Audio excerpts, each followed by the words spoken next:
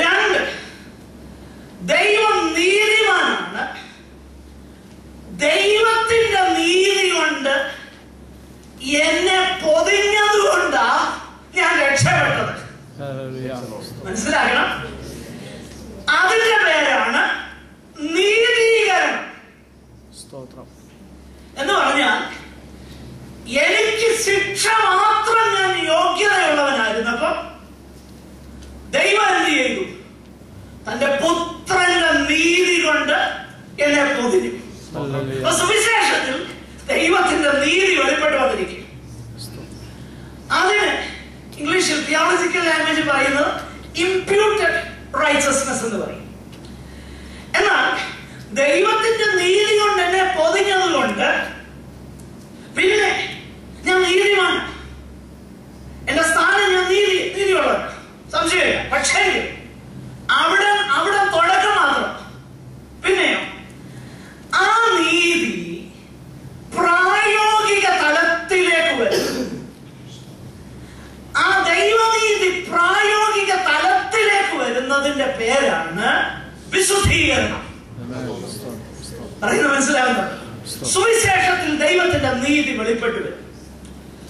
ആ ദൈവിക നീതി എന്നെ പൊതിഞ്ഞു. അത് തുടക്കം മാത്രം. എന്നാൽ ആ നീതി ഞാൻ രക്ഷിക്കപ്പെട്ടു എന്ന ഒറ്റ കാരണം കൊണ്ട് ആ ദൈവത്തിന്റെ നീതി പ്രായോഗിക തലത്തിലേക്ക് വരും. അതുകൊണ്ടാണ് നിങ്ങളുടെ അവയവങ്ങളെ നിങ്ങൾ പാപത്തിന് നേരത്തെ എന്ത് ചെയ്തു? സമർപ്പിച്ചു. ഇനിയും നിങ്ങൾ എന്ത് ചെയ്യണം? നീതിയുടെ ആയുധങ്ങളായി ദൈവത്തിന് സമർപ്പിപ്പീൻ. മനസ്സിലാക്കണേ. അപ്പോൾ ആ പ്രായോഗിക നീതിയാണ് വിശുദ്ധീകരണം. ഇനിയും കുറച്ചുകൂടെ കടന്നു കഴിഞ്ഞാൽ ആ നീതീകരണത്തിലും വിശുദ്ധീകരണത്തിന്റെയും അവസാനത്തെ ഘട്ടം എന്താണെന്നറിയാം? തേജസ്കരണം. തന്റെ പുത്രനോട് അനുരൂപരാകുവാൻ നമ്മെ എന്ത് ചെയ്തു? മുൻനിയമിച്ചിരിക്കുന്നു. പ്രിയമുള്ളവരെ, അതാണ് റോമാലേഖനം 8-ാം അധ്യായം 28-ാം വാക്യത്തിൽ കാണുന്ന അതുകൊണ്ട് ദൈവത്തെ സ്നേഹിക്കുന്നവർക്ക് നിർണയപ്രകാരം വിളിക്കപ്പെട്ടവർക്ക് തന്നെ സകലവും നന്മയ്ക്കായി കൂടി വ്യാപരിക്കുന്നു. നന്മയെന്ന് പറഞ്ഞാൽ പലപ്പോഴും പണ്ട് സ്വർഗത്തിൽ നിന്ന് അരയന്നം ഭൂമിയിൽ വന്നപ്പോ, ഞാൻ ഈ കഥ നേരത്തെ പറഞ്ഞിട്ടുണ്ട്, കേട്ടവര് ദയവായി ക്ഷമിക്കുക, കേൾക്കാത്തവരുടെ അറിവിന് വേണ്ടി. സ്വർഗത്തിൽ നിന്ന് അരയന്നം ഭൂമിയിൽ വന്ന ഒരു കവിതയുണ്ട്. അരയന്നം വന്ന് പാടത്തിരിക്കുന്ന എന്നാ പറയുന്നത് കൊക്കിനോട് പറഞ്ഞു, കുഞ്ഞേ, സ്വർഗം എന്ന് പറഞ്ഞാൽ എന്നാന്നറിയാം? സ്വർഗം എന്ന് പറഞ്ഞു കഴിഞ്ഞാൽ എത്ര ശ്രേഷ്ഠമാണെന്നറിയാം. സ്വർഗത്തെ കുറിച്ച് വർണ്ണിച്ചു.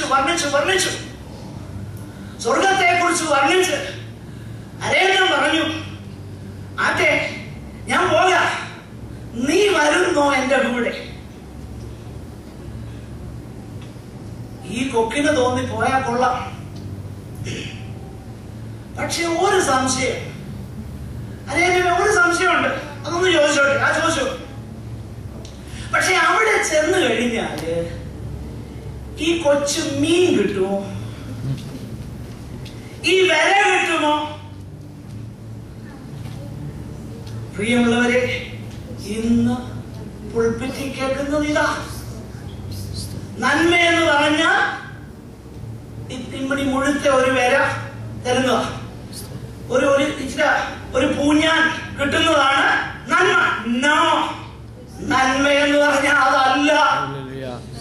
പാപത്താൽ പുത്രന്റെ സ്വരൂപത്തിൽ നിന്നും വികൃതമാക്കപ്പെട്ട ഈ വികൃത ജീവികളെ ദൈവത്തിന്റെ നീതി വന്ന് കവർ ചെയ്തിട്ട്, ദൈവത്തിന്റെ നീതിയാൽ ശുദ്ധീകരിച്ചിട്ട്, ഏറ്റവും അവസാനം തന്റെ പുത്രനോട് അനുരൂപ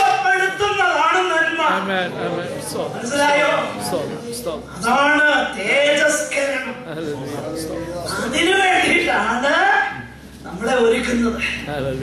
അല്ലാതെ ഇവിടുത്തെ ഈ കാര്യങ്ങളൊക്കെ കേട്ട് ഇതൊക്കെ വലിയ നന്മയാണെന്നും പറഞ്ഞുകൊണ്ട് നിർണയപ്രകാരം വിളിക്കപ്പെട്ടവർക്ക് അത് നന്മയ്ക്കായി കൂടി വ്യാപരിക്കുന്നു. എന്റെ പൊന്നു പ്രിയപ്പെട്ടവരെ, നന്മ അതൊന്നും അല്ല. നന്മ എന്ന് പറഞ്ഞ അയ്യോ തൃത്വത്തിൽ രണ്ടാമനാകുന്ന പുത്രന്റെ അവന്റെ സ്വരൂപത്തോട് അനുരൂപരാകാതെ പറഞ്ഞാൽ, അയ്യോ ചിന്തിച്ചാൽ മനസ്സ് സന്തോഷം കൊണ്ട് നിറയും. ദൈവത്തെ സ്തുതിക്കാൻ തുടങ്ങും. പാപികളായിരുന്ന നമ്മെ, അഭക്തരായിരുന്ന നമ്മെ, നരക ശിക്ഷയ്ക്ക് വിധിക്കപ്പെട്ട നമ്മെ സ്വന്തം പുത്രനോട് അനുരൂപപ്പെടുത്താനാണ് ഈ ഭൂമിയിൽ കടന്നു പോകുന്ന സകലമെന്ന് വിശ്വസിച്ചുകൊണ്ട് നാം ദൈവത്തിന് സ്തോത്രം ചെയ്യണം. ഈ പ്ലാൻ ഓഫ് സാൽവേഷൻ ആണ് റോമാലേഖനത്തിൽ. ഇത് നമ്മൾ ഓരോന്നായിട്ട് കർത്താവിന്റെ വരവ് താമസിച്ചാൽ പഠിക്കും. ദൈവം നമ്മെ സഹായിക്കട്ടെ. കടന്നു വന്ന എല്ലാവർക്കും നന്ദി. ശ്രദ്ധയോടെ കേട്ട് നിങ്ങൾക്ക് നന്ദി. ദൈവം നിങ്ങളെ അനുഗ്രഹിക്കട്ടെ. കർത്താവിന്റെ വരവ് താമസിച്ചാൽ അടുത്ത ആഴ്ചയിൽ നമുക്ക് തുടരാം. ദൈവം നമ്മെ സഹായിക്കും.